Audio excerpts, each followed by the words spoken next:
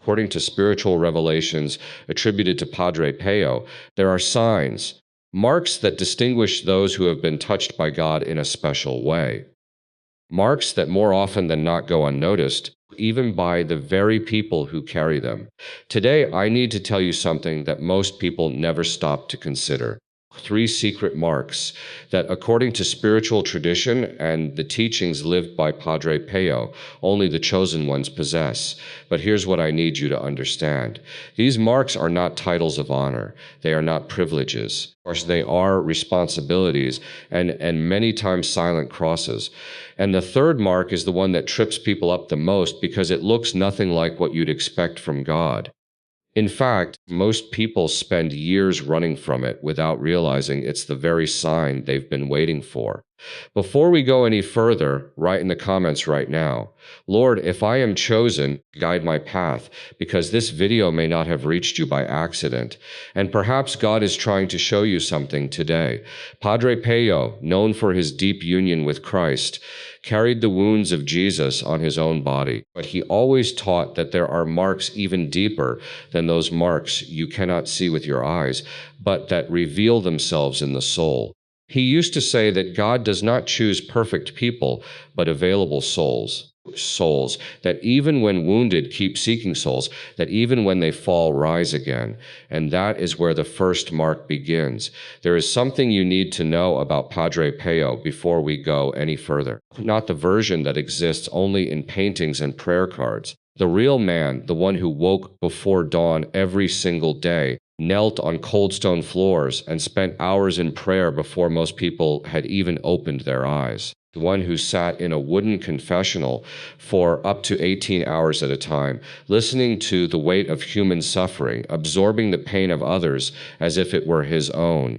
He was not a distant figure wrapped in holiness. He was someone who knew what it felt like to be tired, to doubt, to suffer without explanation. He bled from wounds he did not ask for and endured spiritual attacks that would have broken most people beyond repair. And yet, through all of it, he developed an understanding of the soul that was unlike anything his contemporaries had seen. He spent decades observing people, listening to them, praying over them. And what he came to understand was this: God leaves fingerprints on certain souls, not visible ones, not the kind that show up in photographs or earn applause in a room, but deep interior marks, patterns that repeat themselves across different lives, different backgrounds, different levels of faith, patterns that once you know how to recognize them become unmistakable. That is what we are talking about today. Not a checklist, not a spiritual personality quiz, but a genuine reflection on 3 marks that Padre Pio identified in souls that God was working with deeply, souls that were being shaped for something, souls that were being prepared. And the reason this matters is simple. Many people who carry these marks spend years believing something is wrong with them. They feel different, displaced, like they are standing slightly outside of life, watching it happen around them, rather than fully participating in it. They wonder why faith feels harder for them than it seems to for others, why peace is so difficult to hold on to, why no matter how much they try to settle, something keeps pulling them forward. If that resonates with you, stay close, because what Padre Pio taught about these marks changes everything. The first mark is a restlessness that never fully goes away. Before you dismiss that as anxiety or dissatisfaction or some kind of personality flaw, stay with it for a moment, because there is a specific kind of restlessness that has nothing to do with being unhappy or ungrateful. It is something deeper, something that persists. Even when life is objectively going well, even when there is nothing obviously wrong. You know the feeling. You are sitting in a room full of people you care about, and something in you is quietly, almost imperceptibly reaching for something else. You cannot name it. You cannot point to it, but it is there like a conversation happening just below the surface of everything you do.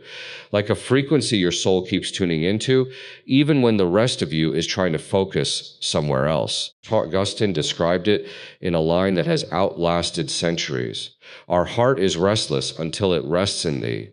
He wrote those words not as a theological observation, but as a confession, a description of his own interior experience before he surrendered fully to God.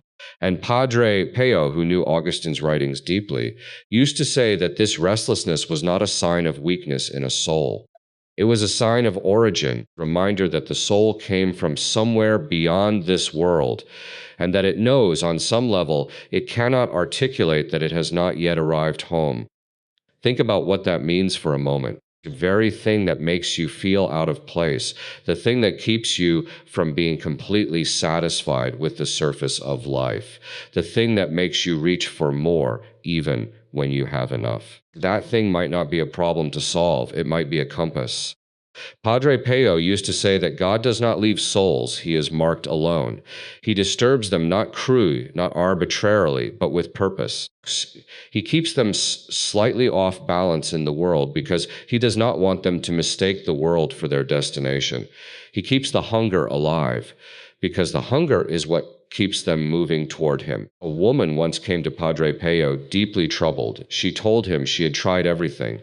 She had a good life, a loving family. Her faith was sincere, and yet she could not find peace. She felt guilty for the restlessness, as if her inability to simply be content was an act of ingratitude toward God. Padre Pio listened carefully, and then he said something she never forgot. He told her that her restlessness was not ingratitude. It was longing, and longing, he said, is one of the most honest prayers a soul can offer. That reframe is everything, because so many people who carry this first mark spend enormous energy trying to fix it, quiet it, medicate it, outrun it. They fill the space with noise and movement and distraction. And it works for a while, but it always comes back. It always returns because it was never a malfunction. It was a message. If you recognize this in yourself, the invitation is not to finally find a way to silence it. The invitation is to follow where it leads, to let it be what it actually is, the beginning of a deeper interior life, the first thread of a conversation with God that has been waiting for you to stop running long enough to listen. Now hold that thought, because what comes next will either confirm something you already suspected or completely rewrite the way you have been reading your own life. The second mark is harder to accept. And when you hear it, your instinct might be to push back because it challenges one of the most common assumptions people carry about what it means to walk closely with God. The second mark is this. The chosen ones do not have easier lives. They have harder ones. Not harder in every way, not harder without purpose, but harder in the sense that they are given more to carry, more to face, more to endure. And this is not an accident. According to Padre Pio, it is a direct consequence of how deeply God is invested in a particular soul. He used an image that is worth sitting with. He said that the soul being shaped by God is like gold inside a furnace. The heat is not punishment. The heat is the process. The fire does not destroy the gold. It purifies it, removes everything that was never truly part of it in the first place. And when it comes out the other side, it is more itself than it ever was before going in. That image is striking because it reframes suffering entirely, not as abandonment, not as evidence that God has turned away, but as evidence that God is present and actively working, that the fire you are standing in right now is not the result of being forgotten, it may be the result of being chosen. Padre Pio himself lived this with extraordinary intensity.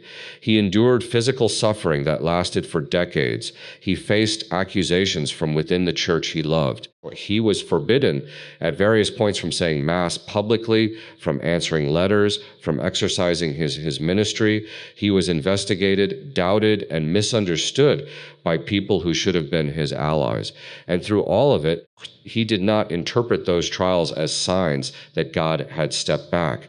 He interpreted them as signs that God was very close. Look at the pattern in Scripture, and you will see it everywhere. Joseph was thrown into a pit by his own brothers before he was elevated to save a nation. Job lost everything, absolutely everything. Before he was restored, the apostles were scattered, imprisoned, and martyred. And Jesus himself, the one whose life is the ultimate template for every chosen soul, went to the cross before the resurrection. The pattern is consistent. The depth of the trial is proportional to the depth of what God is preparing. That does not make the pain easier to bear, but it does make it possible to bear it with a different posture, not collapsed under it, not shaking your fist at heaven, but standing inside it with a kind of hard-won trust that says, I do not understand this, but I know who is with me. Here is where Padre Pio issued his most urgent warning. He said the greatest danger for a soul in the midst of trials is not the trial itself. It is the interpretation. Because when the suffering is intense enough, when the darkness lasts long enough, the temptation to believe you have been abandoned becomes almost overwhelming. And that is precisely when many souls turn back. They have carried the weight faithfully for years, and then one morning they wake up and the weight feels like too much, and the silence from heaven feels like indifference, and they quietly close the door. They do not make a dramatic exit. They just stop. They settle for a version of life that asks less of them, and in doing so, they walk away from the very threshold they were about to cross. Padre Pio grieved this. He used to say that some of the souls closest to a breakthrough were the ones who gave up just before it arrived, not because they were weak, but because no one had told them that the intensity of the trial could itself be a sign of how close they were to something significant. If you are in that place right now, if the weight feels disproportionate to what you think you deserve, if you have been faithful and the road still feels relentless, listen carefully. What you are carrying may not be evidence that you are losing, may be evidence of where you are being taken. But here is what almost no one talks about.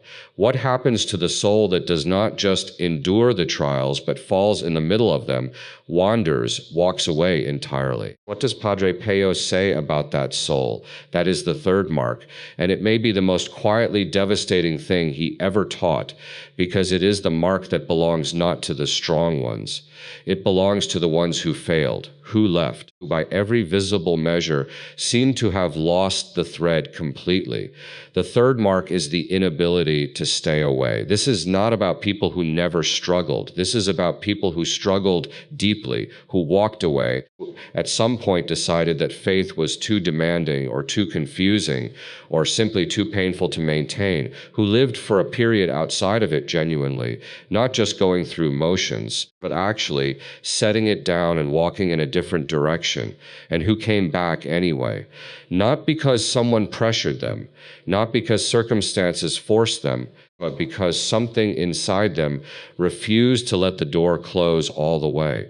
Because even in the middle of the distance, in the middle of the noise, and the distraction and the deliberate looking away, there was something that kept pulling quietly, persistently, without drama, just a steady, patient insistence that would not leave them alone. Padre Pio called this the mercy of the mark. He said that when God places his hand on a soul, he does not remove it because that soul wanders. He holds on, and the tension the soul feels when it moves away from God is not punishment. It is the resistance of that grip. God pulling back gently, continuously toward himself. There is a man whose story gets passed quietly through communities of faith in Italy. He had grown up with deep devotion, but had walked away from the church entirely in his 30s. Convinced that his struggles were proof that God had never truly been present, he lived nearly 15 years outside of faith, built a life that had no room for it, and then in his late 40s, without any single dramatic event to explain it, he began to feel the pull again. He described it as a sound. You cannot quite hear, but cannot stop listening for something at the edge of everything. He eventually returned to confession, his first in nearly 2 decades. A priest who heard him without knowing the details of his story told him something that stopped him cold. He said, "The fact that you came back is itself an act of grace. God has been holding your hand the whole time you thought you had let go." That is the third mark. Not the falling, not the wandering, but the returning. The fact that you cannot fully close the door, no matter how hard you try. The fact that even in the middle of your most deliberate distance, something in you keeps one hand on the wall, feeling for the way back. Padre Pio used to say that this capacity for return was not a human virtue. It was a gift. It was evidence that God had invested something in that soul that could not simply be discarded, that the soul, no matter where it went, carried within it something that belonged to God, and that belonging does not expire. If you have lived through seasons of distance, if you have wondered whether your wandering disqualified you from something, if you have felt that others who never strayed are somehow more deserving, hear this clearly. The prodigal son did not earn his return. He simply turned toward home, and the father who had been watching the road ran to meet him before he even finished the walk. The return itself was the sign, not its perfection, not its speed, just its direction. Now, if these three marks feel familiar, the question that follows naturally is, what do you do with this? How do you respond to what God seems to be doing in you? Padre Pio was not a mystic who kept his teachings locked in the abstract. He was intensely practical, and his answer was never complicated. It was consistent. He began with confession. He did not treat it as an obligation to be discharged once a year.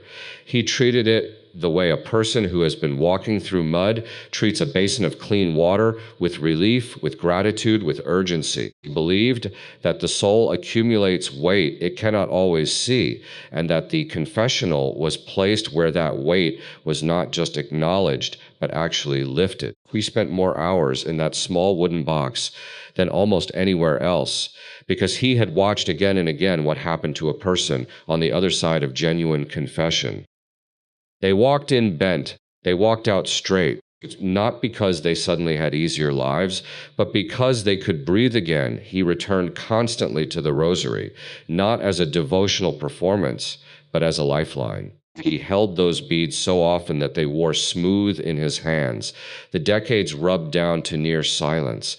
He prayed it the way you would return to a conversation with someone you trust completely, without needing to impress, without needing to feel anything in particular, just showing up word by word, decade by decade, because the act of returning was itself the prayer.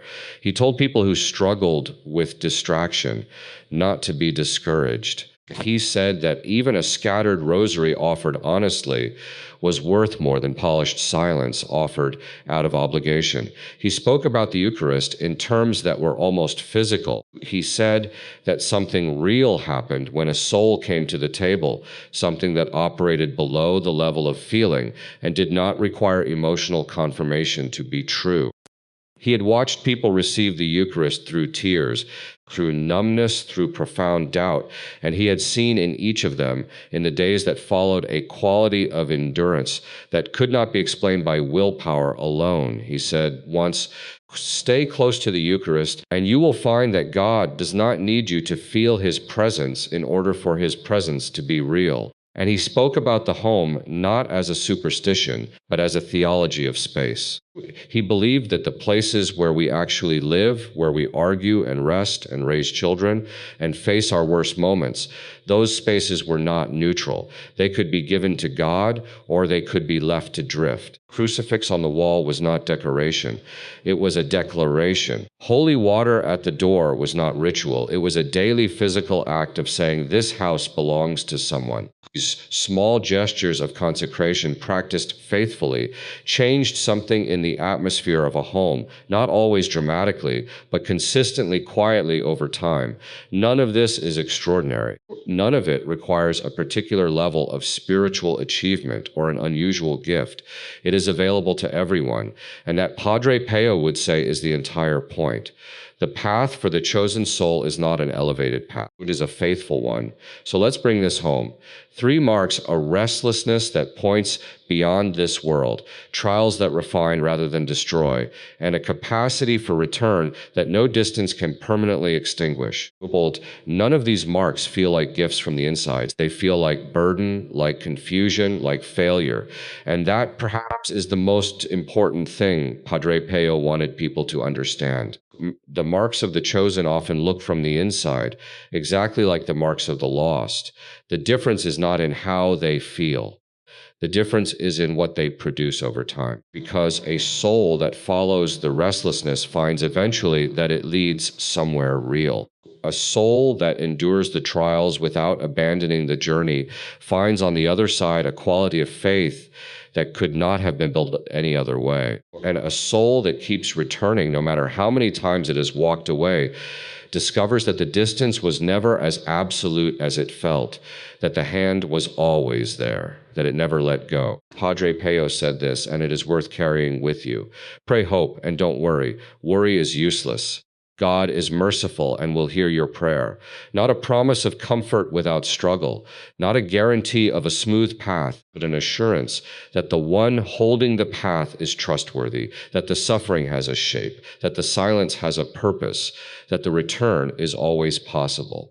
If something in this video reached you today, write in the comments, I accept God's call, not as a declaration of arrival, but as a direction, a turning toward a first step or a 1,000th step in the right direction. And if you know someone who is quietly questioning whether they have wandered too far, whether God is still present, whether any of this still applies to them, please share this video with them.